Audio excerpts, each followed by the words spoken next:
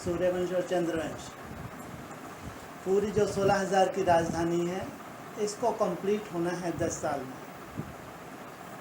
लेकिन हमारे लिए 10 साल, तो हमारा इतनी जल्दी बाबा ने आह्वान क्यों कर लिया?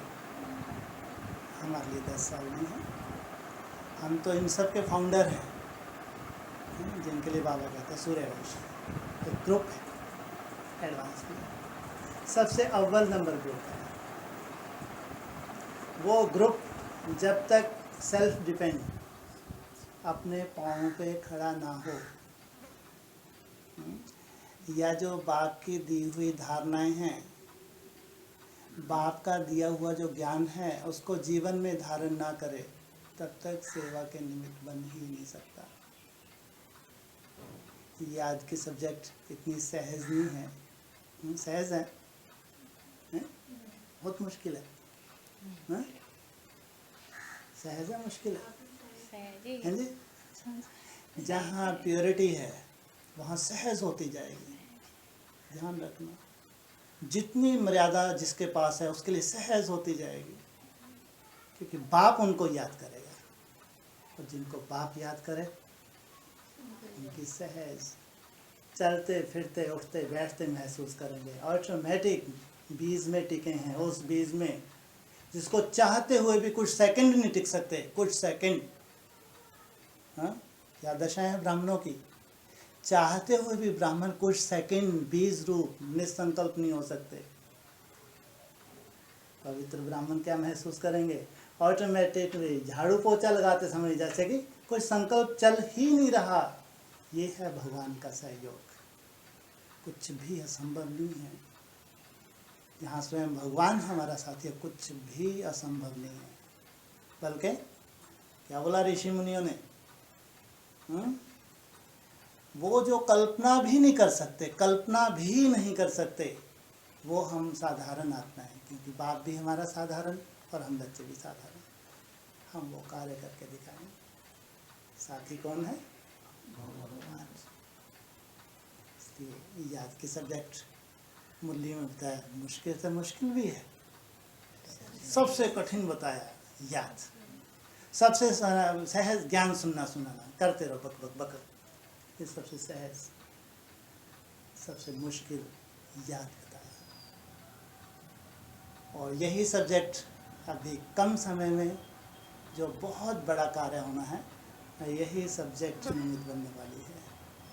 इसलिए आप लोग जो मेहनत कर रहे हैं संगठन में, या जो पर्सनल मेहनत कर रहे हैं, तो मेहनत, इसलिए इसको कहा तपस्या। तपस्या शब्द साधारण है क्या? तपस्या शब्द ही है बहुत कठिन। हम उस तपस्या के ऊपर चल रहे हैं। हम एक विशेष टारगेट लेके चल रहे हैं। हमारा टारगेट साधारण नहीं है। क्या टारगेट है? क्या लक्ष्य क्या है? हाँ जी, नरसिंह नारायण, नारी से लक्ष्मी। और क्या टारगेट है? हाँ जी, विश्व परिवर्तन और और बाबा प्रत्यक्ष हो जाए।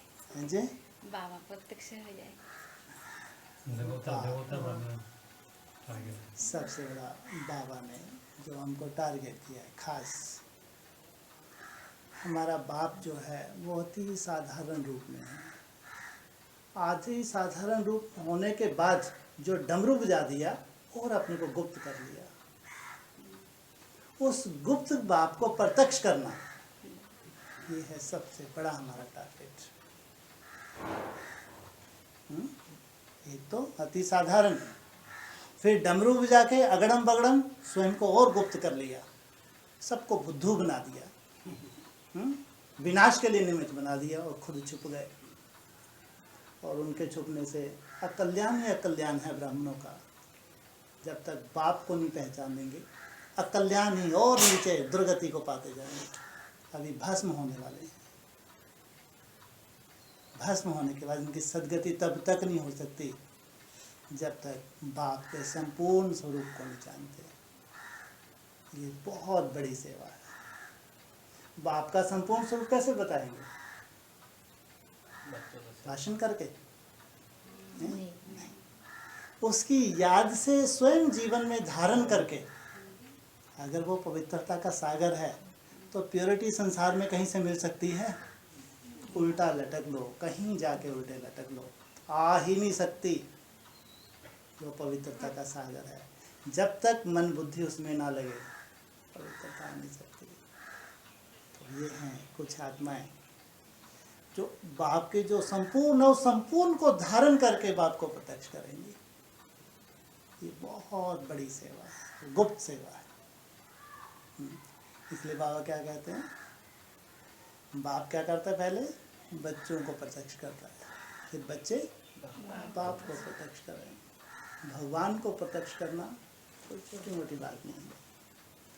और ये भाषणबाजी से कभी नहीं हो सकता, ज्ञान सुनने सुनाने से कभी नहीं हो सकता। होगा तो धारणा से होगा। इसलिए आज अगर चाहिए तो धारणा चाहिए।